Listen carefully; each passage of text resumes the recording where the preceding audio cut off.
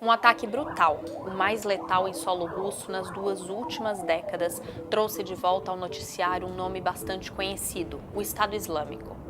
Isso porque uma ramificação desse grupo extremista chamada ISIS-K reivindicou a autoria desse atentado contra uma casa de shows nos arredores de Moscou, que deixou mais de 130 mortos.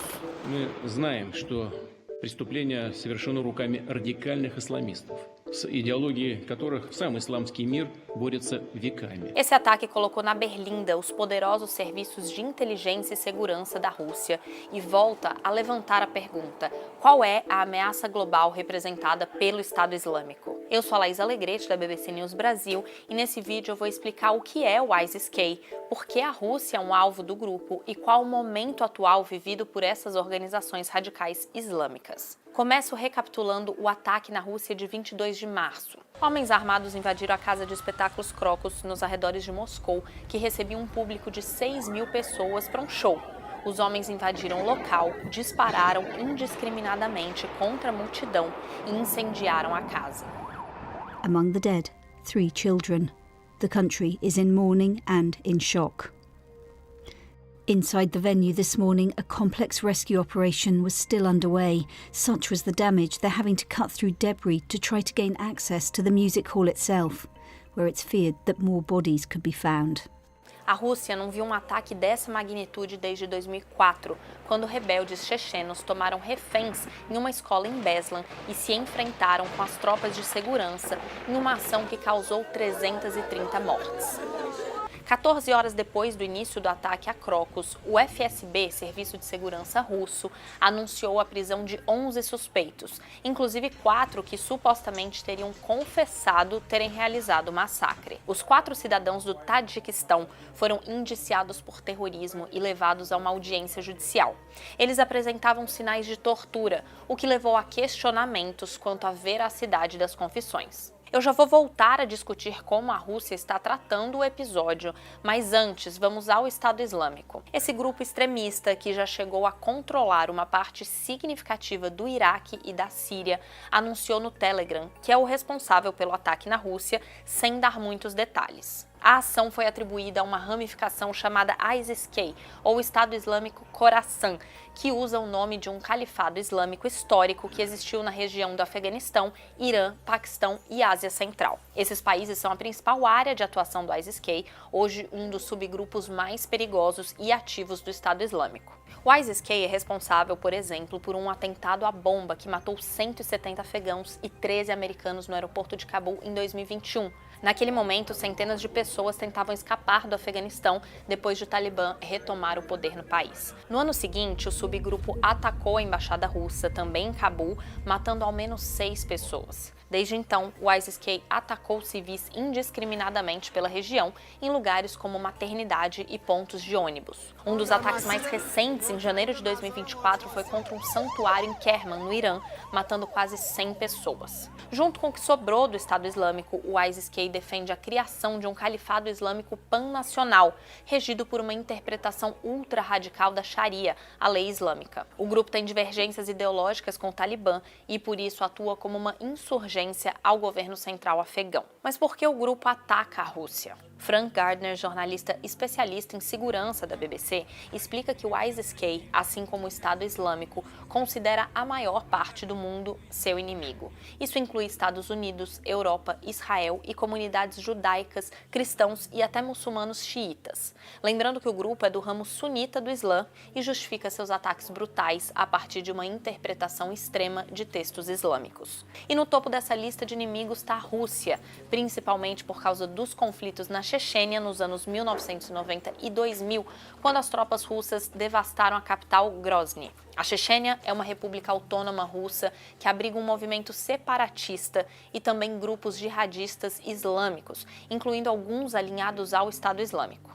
Além disso, a Rússia participou da guerra civil da Síria, ajudando seu aliado, o presidente Bashar al-Assad, a enfrentar não só uma coalizão estrangeira, mas também militantes da Al-Qaeda e do Estado Islâmico. E voltando ao Afeganistão, o ISIS-K carrega não só ressentimento pela brutal ocupação soviética do território afegão entre 1979 e 89, como também enxerga Moscou como um aliado do regime do Talibã. E por fim, existe a possibilidade de o ISIS-K ter atacado a Rússia nesse momento para aproveitar uma brecha, o fato de Moscou estar direcionando seus esforços na guerra contra a Ucrânia. And that's really where the Kremlin's attention has been. So I think there is a legitimate question to be asked as to whether Russia took its eye off the ball here with this. Esse questionamento foi reforçado quando veio à tona a informação de que os Estados Unidos haviam avisado a Rússia sobre um possível ataque extremista no país. A embaixada americana em Moscou emitiu um alerta a seus cidadãos na cidade em 7 de março, dizendo, entre aspas, extremistas têm planos iminentes de atacar grandes multidões em Moscou. Embora o momento do ataque não tenha coincidido com o comunicado americano, os demais detalhes batem. E apesar de Rússia e Estados Unidos não serem aliados, existem canais diplomáticos pelos quais informações de inteligência são compartilhadas, especialmente quando se trata de possíveis ataques contra civis. Mas 3 dias antes do ataque à casa de shows, o presidente Vladimir Putin falou com a direção da Agência de Segurança FSB e reforçou que a prioridade máxima era dar apoio à operação militar especial, que é como o presidente russo descreve a guerra na Ucrânia. Putin também fez menção a, entre aspas, comunicados provocadores vindos do Ocidente sobre potenciais ataques à Rússia. Putin afirmou que tais alertas, de novo entre aspas, se assemelham à chantagem com a intenção de intimidar e desestabilizar nossa sociedade.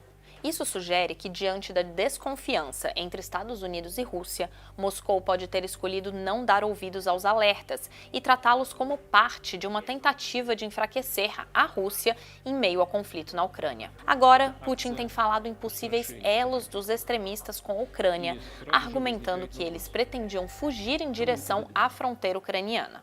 Это злодеяние может быть лишь звеном в целой серии попыток тех, кто с 2014 года воюет с нашей страной руками неонацистского киевского режима. É importante destacar que nenhuma agência de inteligência externa corroborou essa ligação com a Ucrânia. O país também negou com veemência qualquer conexão com o episódio e disse que seria absurdo imaginar que extremistas conseguiriam escapar por uma fronteira tão fortemente vigiada por tropas da própria Rússia. Ще одне, те, що сталося вчора в Москві. Очевидно, і Путін, і інші покидьки просто намагаються звалити все це на когось іншого. У них завжди однакові методи, це вже було, і підірвані будинки були, і розстріли, і вибухи, і завжди вони. Críticos agora acusam Putin de tentar usar o episódio para angariar mais apoio popular para a guerra na Ucrânia. Mas de volta ao Estado Islâmico, esse grupo ainda é uma ameaça global? Os próprios Estados Unidos discutiram isso em um evento recente do Departamento de Estado para marcar os 5 anos desde que a coalizão liderada pelos americanos tirou das mãos do grupo o território que eles controlavam em Baghuz, na Síria. Nas palavras da chancelaria americana, essa foi uma derrota territorial do Estado Islâmico e, entre aspas, continua sendo um marco em nossos esforços contínuos para evitar que o ISIS não ressurja. Aqui, vale recapitular brevemente a história do Estado Islâmico. Esse grupo surgiu de um desmembramento da Al-Qaeda no Iraque, que por sua vez se formou com militantes sunitas que resistiam à invasão liderada pelos americanos. Em 2011, o grupo participou da revolta contra o presidente sírio, Bashar al-Assad, e se abrigou na Síria, num momento de grande instabilidade no país. No seu auge, entre 2015 e 2016, o Estado Islâmico chegou a controlar uma área de 88 mil quilômetros quadrados entre as fronteiras síria e iraquiana. 8 milhões de pessoas que moravam ali se viram obrigadas a viver de acordo com uma interpretação rígida da Sharia. Isso incluía restrições aos direitos das mulheres, doutrinação de crianças nas escolas e decapitações públicas de adversários ou de cristãos. Líderes islâmicos proeminentes criticaram publicamente o califado, mas mesmo assim, milhares de estrangeiros viajaram à Síria para se juntar ao Estado Islâmico. O grupo passou a se financiar por meio de atividades como contrabando, extorsão e sequestros. A batalha contra o Estado Islâmico naquela região custou milhares de vidas e envolveu grupos diferentes, alguns até antagônicos entre si no cenário global. No Iraque, essa luta foi encabeçada pelas tropas de segurança e também por combatentes curdos e forças paramilitares xiitas com apoio aéreo e militar dos Estados Unidos e aliados.